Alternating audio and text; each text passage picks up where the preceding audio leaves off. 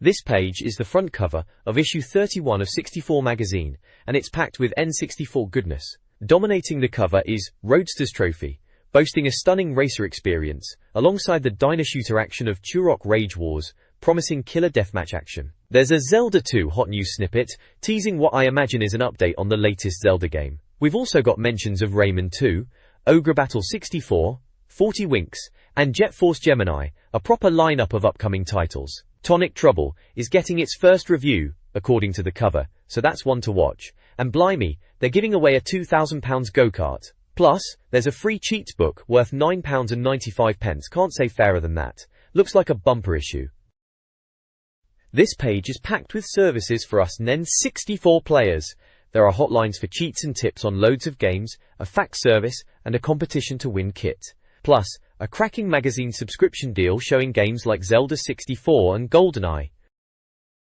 Issue 31 previews a mix of fast-paced action and classic platformers. Roadster's Trophy kicks things off, followed by 40 Winks. Expect Demolition Derby thrills, WWF WrestleMania 2000, and Rare's Jet Force Gemini. Carmageddon, Gex 3, and Rocket. Robot on Wheels are also featured. Battlezone 64. Asteroids Hyper 64. Worms Armageddon, Turok, Rage Wars, and Tasmanian Express round out the game lineup. Rayman 2 is highlighted, and reviews include Michael Owen's World League Soccer 2000. Win a go-kart or RC cars with Revolt. The issue includes a quick search index, game reviews, UK update, and regular features like 64 Showcase and Next Issue. This page previews Roadster's Trophy, a racing game from Titus. It looks like a decent racer with over 30 sports cars and 10 tracks, which have mirror and reverse options, bringing the total variations up to 40. It supports 4-player split screen, which is always a good laugh on the N64.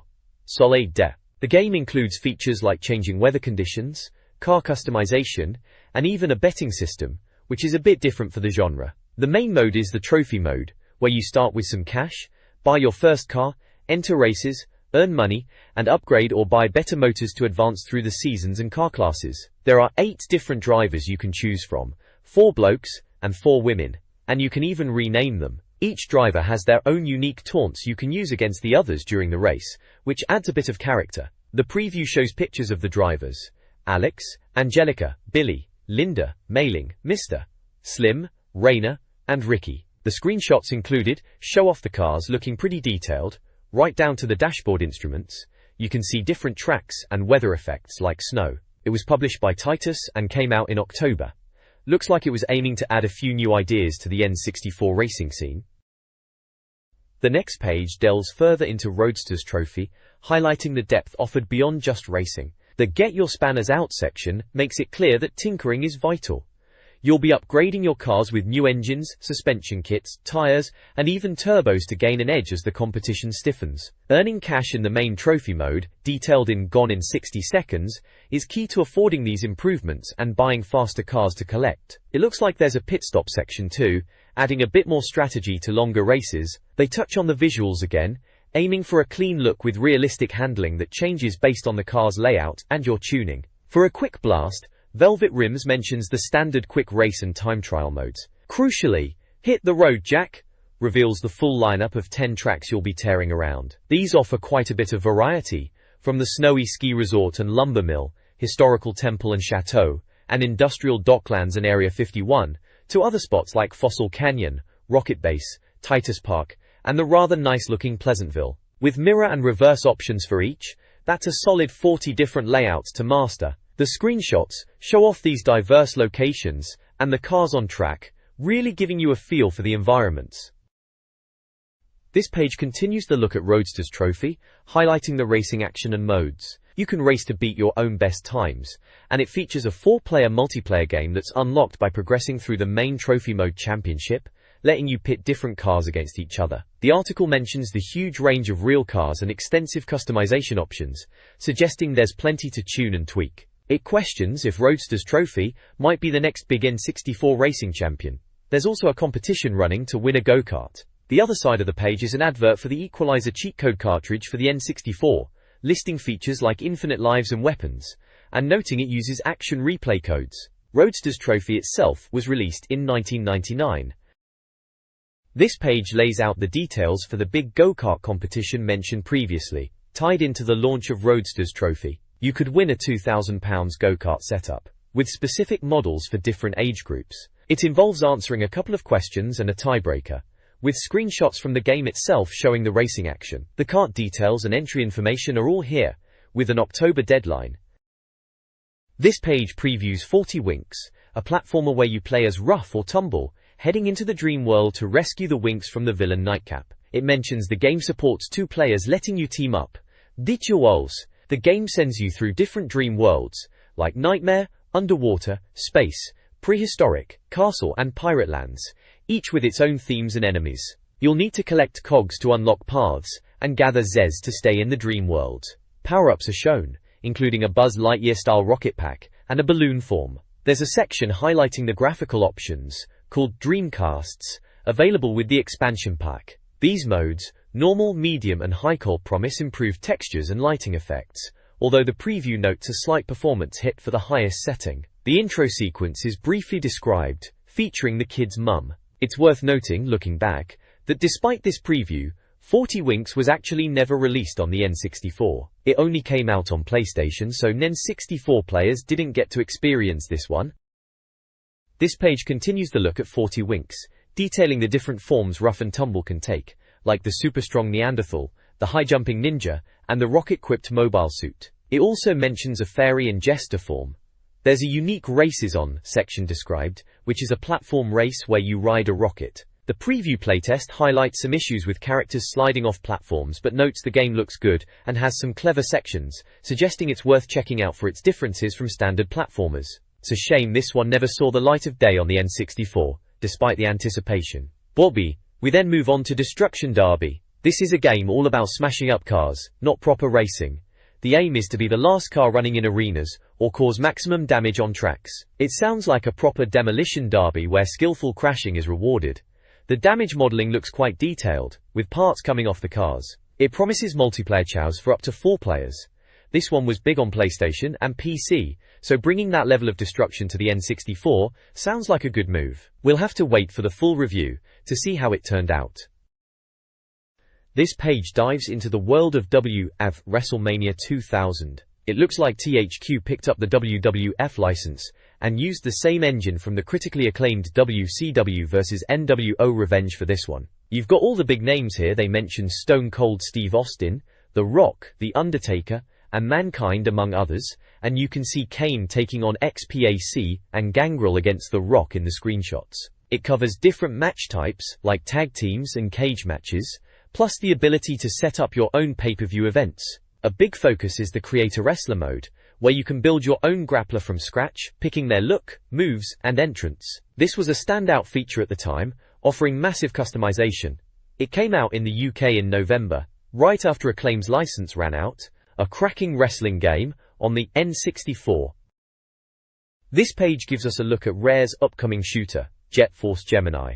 It seems their characters have gone through a bit of a redesign since E3, looking a bit older now. The core gameplay is still focused on blasting away giant insects, with a wide variety of powerful weapons. The article highlights the impressive visuals, noting the reflective surfaces and lack of fogging. It mentions the aim assist feature that makes the main character transparent when aiming, which is helpful with so many enemies about. The game is packed with content beyond just shooting, including racing sections, armor upgrades, disguises, and multiplayer modes. We see screenshots of Juno, Vela, and their dog Lupus in action against various bug enemies, along with some impressive explosions. Rare is listed as the publisher, with a UK release planned for October. Looks like another promising title from Rare.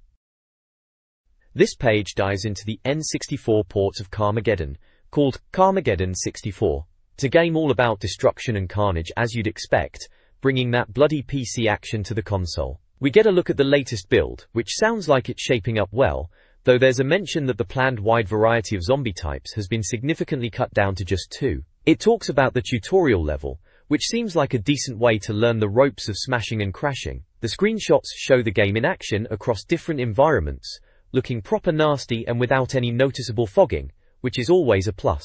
There's also a contest running to win some Carmageddon gear, like a jacket and hat, by answering a question about one of the game's characters. And just to cover all bases, they mention Psy is even putting out a version of Carmageddon for the Game Boy Color, which is a bit of a surprise but sounds interesting. It's clear they're excited for this one to hit the shelves.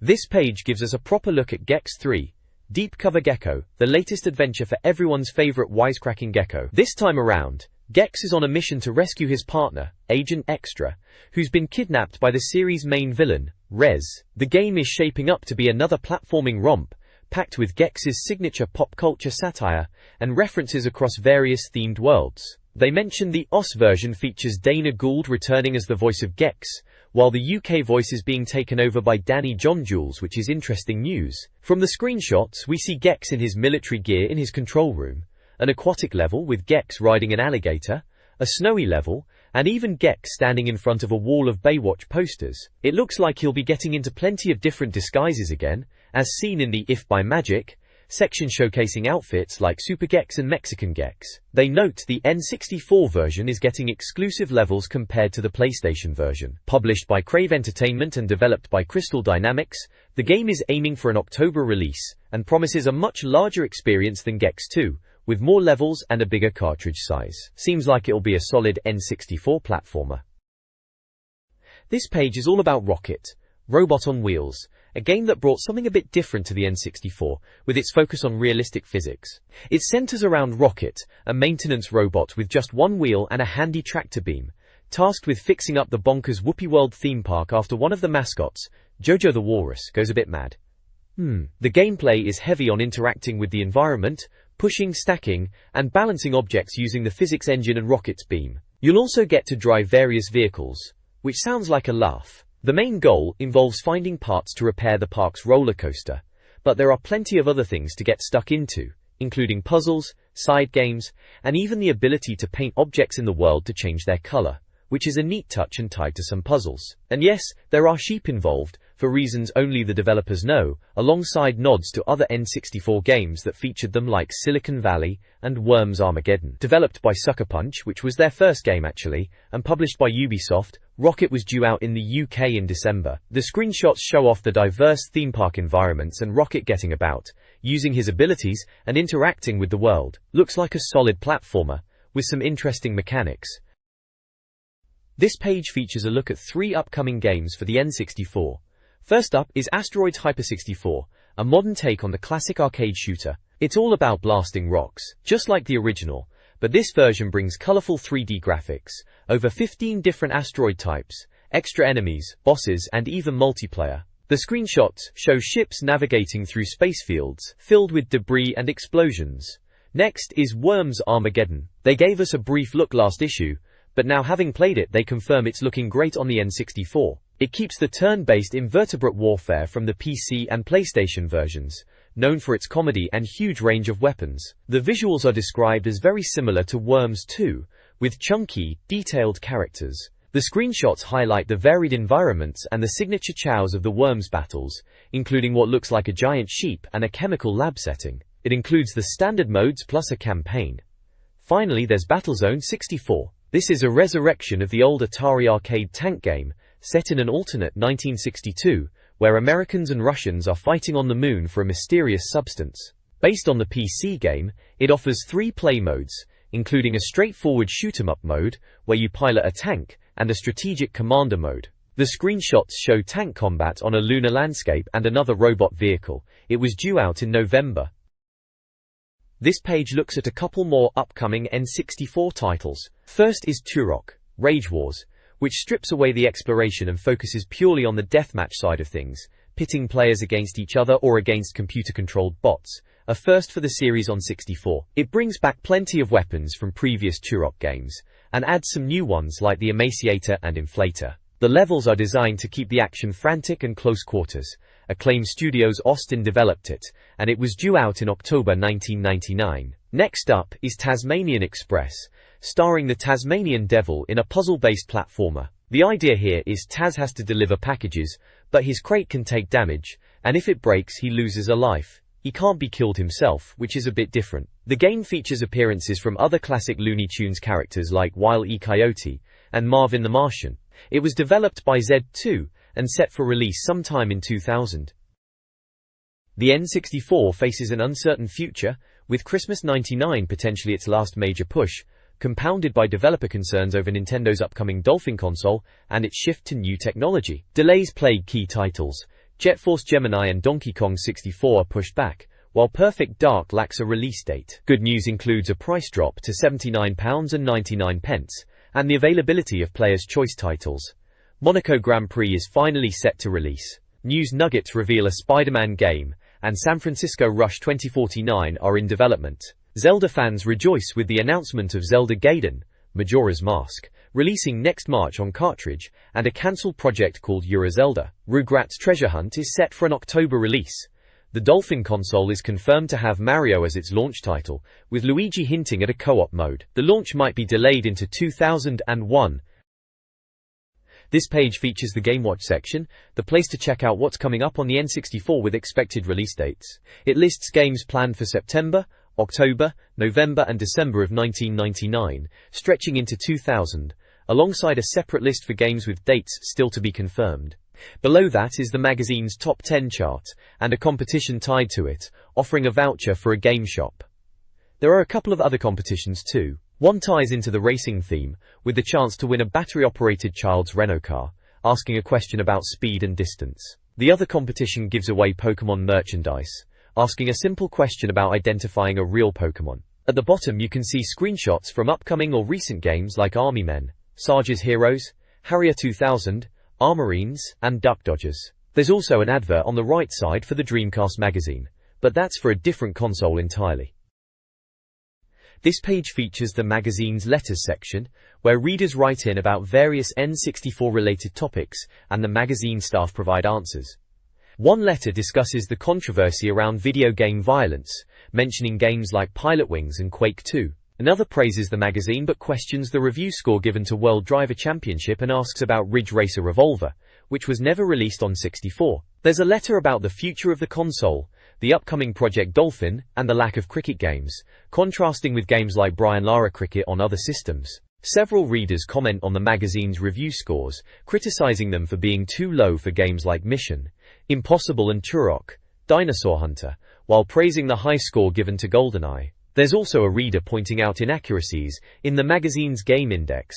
A couple of letters focus on Banjo-Kazooie, asking for help finding secrets like Jiggy's notes and accessing hidden doors, and inquiring about the transformation room and characters like Tooty and Gruntilda, who are depicted in character art on the page alongside Banjo and Kazooie. There are also screenshots from World Driver Championship, Mission, Impossible, and GoldenEye illustrating some of the points raised in the letters. The page also highlights the Star Prize, a collection of N64 accessories, and provides contact details for the magazine.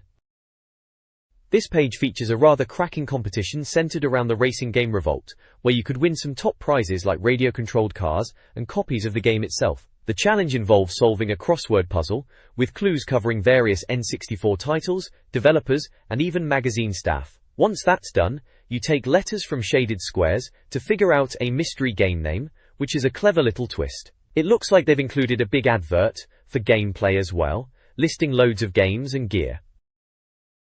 Lost in France profiles the development of Rayman 2 for the N64, praising its impressive graphics, particularly the lack of fogging.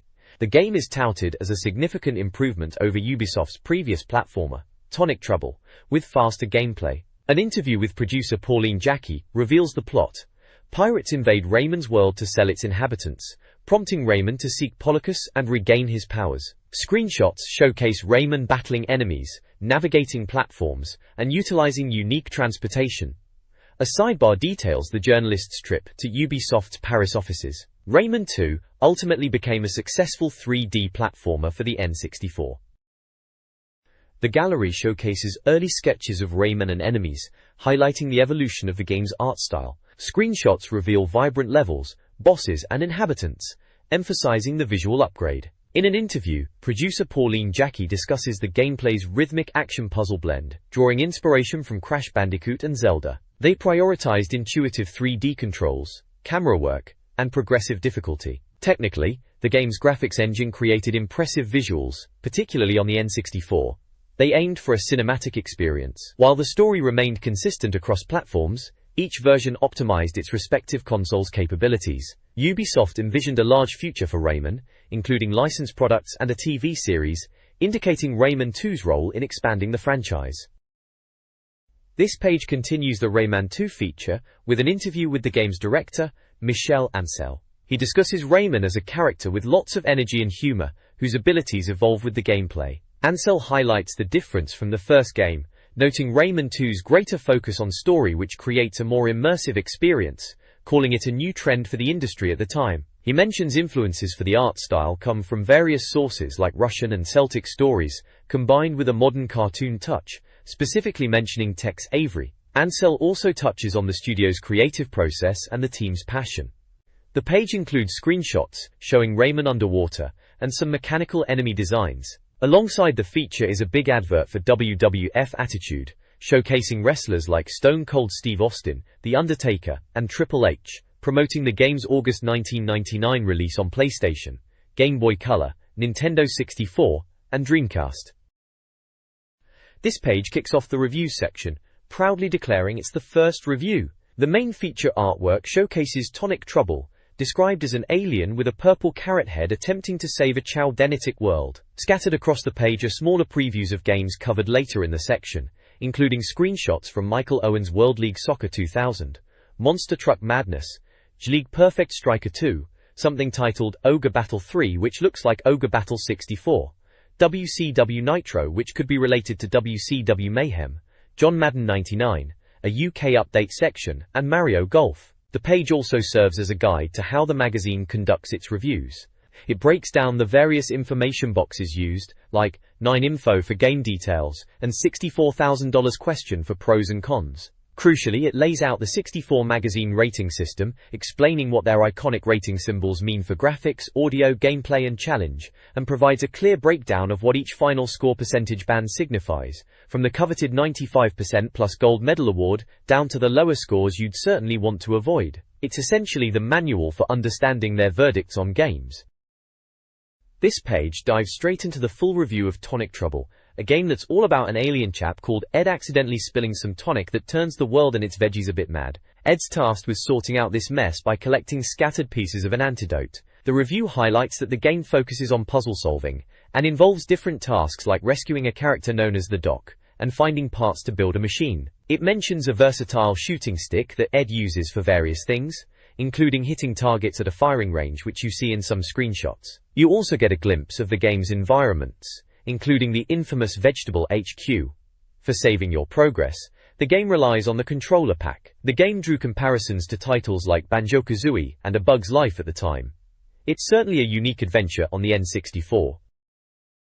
This review previews the N64 game Tonic Trouble, introducing the player to Ed and the key characters, Agent XYZ, the Doc, Susie, the pharmacist, and Grog. Gameplay revolves around collecting items to gain new abilities from the Doc, like Super Ed, allowing access to new areas in a largely linear progression. Puzzles are straightforward, though some sections, particularly the Antidote collection, are challenging. The preview highlights screenshots showcasing Ed's movement on platforms, the transformation into Super Ed, and puzzle elements. Notably, the game was ultimately cancelled in the UK, making this preview a nostalgic look at a never-released title.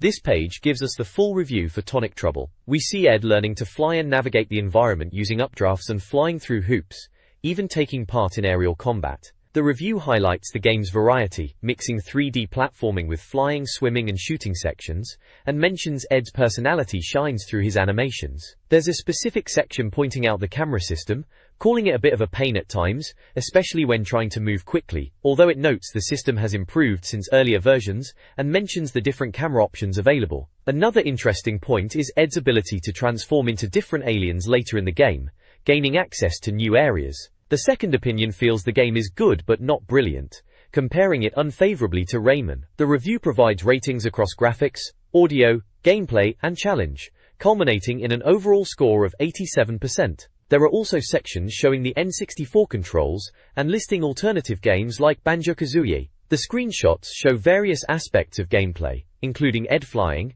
interacting with characters like the barman at the Glacier Cocktail, navigating platforms, and transforming. This page gives us the full review for Michael Owen's World League Soccer 2000. Liverpool and England star Michael Owen is featured prominently. The review highlights the game's impressive graphics engine, noting it runs in high resolution without needing the expansion pack. Player rendering is described as stunning, and motion capture is generally praised, although there's a slight mention of limitations with instantaneous moves. Gameplay is called fluid and intuitive, with an excellent array of options and teams available, including over 200 clubs and international sides. A big bonus is the use of real player names, a step up from some contemporaries. The game includes a training ground mode to practice skills like corners, flying headers, free kicks, penalties, and throw-ins. There are also multiple camera options covering angle, distance, and height, allowing players to customize their view. The game supports up to 4 players, which is highlighted as excelling when 4 humans are playing. Overall, the game is seen as a strong football title, praised for its visuals, options, and fluid control, making it one of the better options on the system at the time. This page brings us the full review for Michael Owen's World League Soccer 2000 on the N64. He's got Michael Owen himself right there on the page.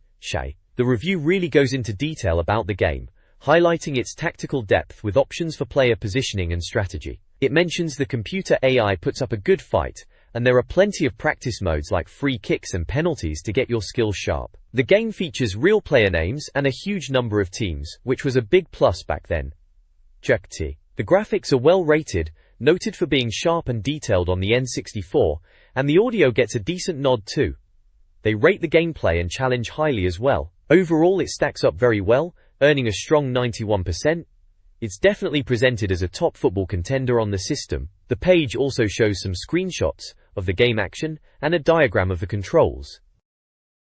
This page features a review of G-League Perfect Striker 2, Konami's latest football offering for the N64 at the time. Konami were well known for their excellent footy games, often releasing different versions like the J.League titles and the International Superstar Soccer series. The review highlights Konami's usual precision and detail in their sports games, though this particular entry is seen as somewhat disappointing compared to previous ones, specifically IS 98, mainly because it hasn't changed much and still has all the Japanese text, which is a bit of a barrier for Western players, especially in modes like training or management. Despite the language issue, the core gameplay is still considered solid and challenging, with tough goalies and tricky free kicks. Screenshots show the familiar 3D football action on the pitch.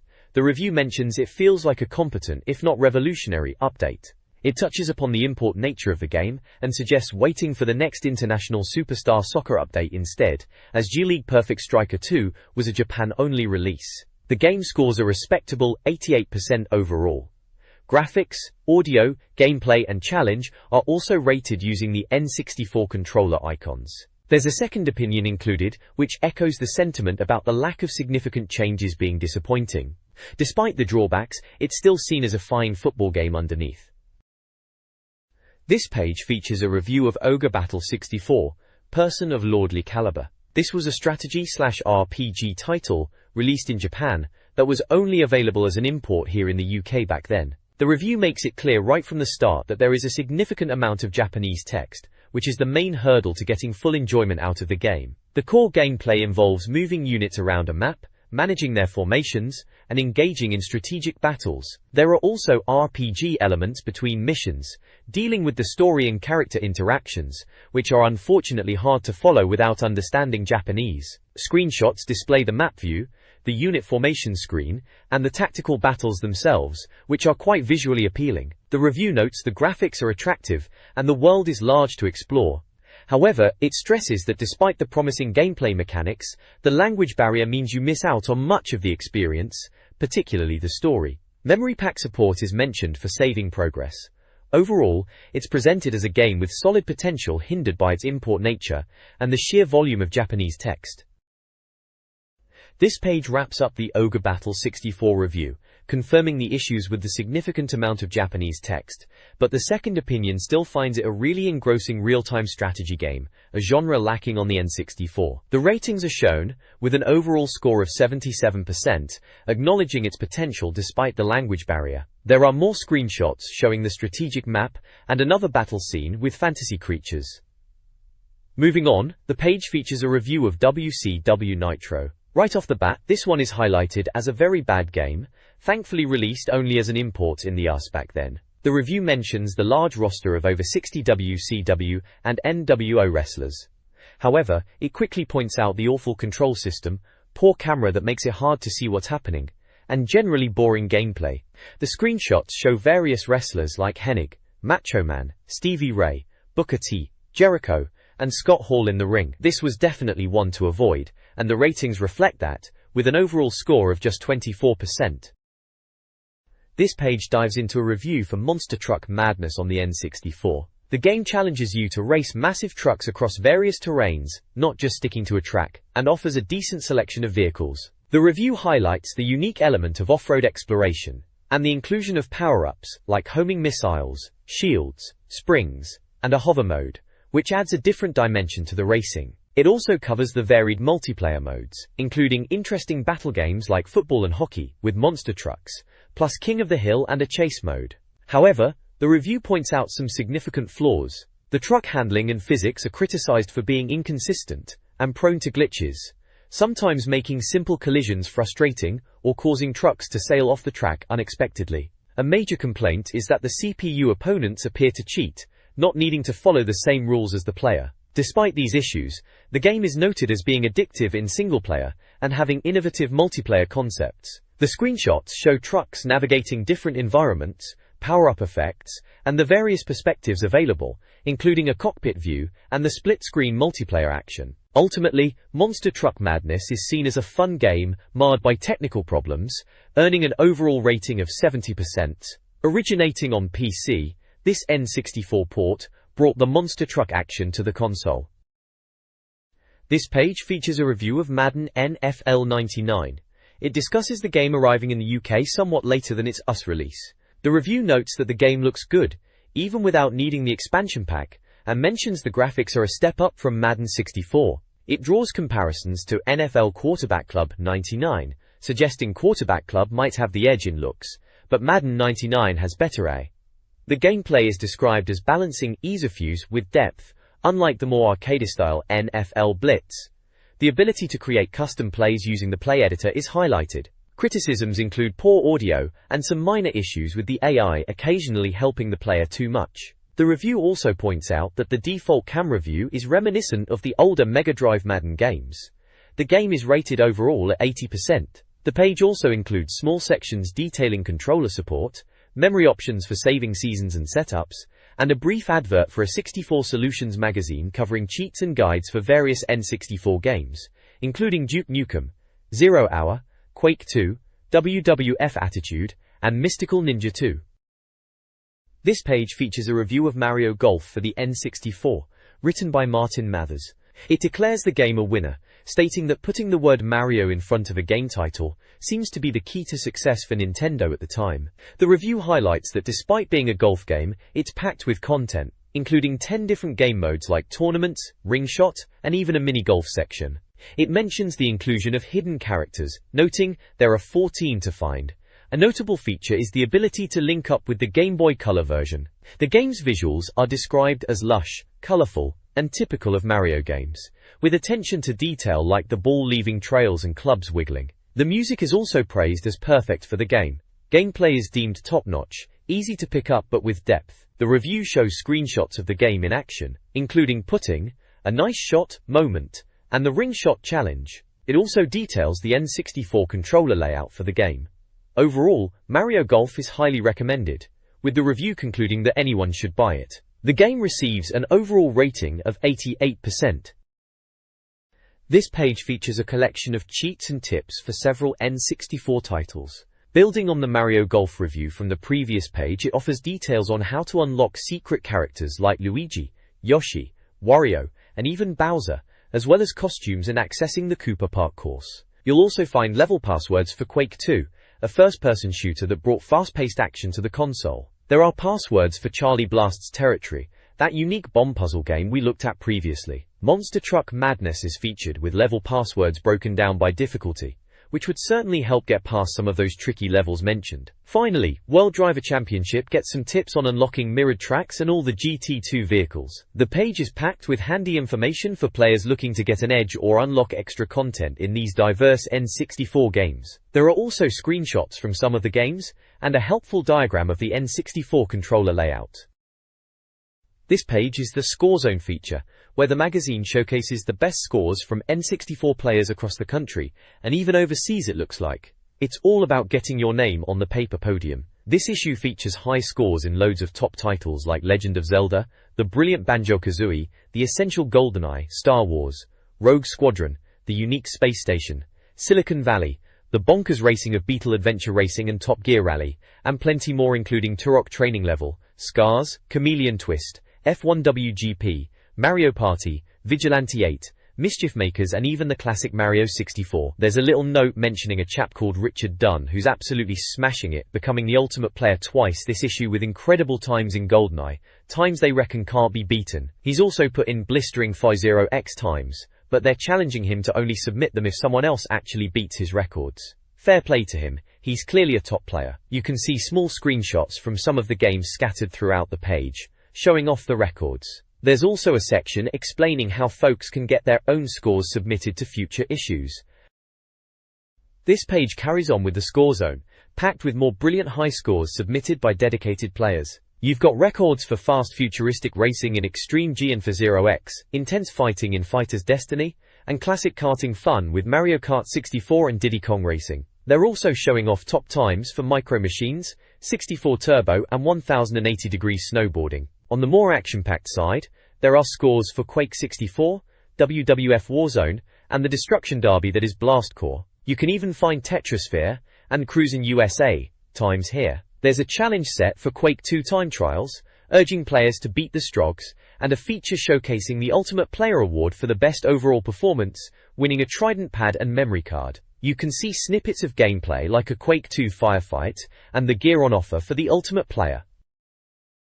This page is an advert for Computer Exchange, highlighting their service for buying and selling games and hardware, and announcing their website is going live in October '99, covering consoles like the Dreamcast, N64, PlayStation, and Saturn.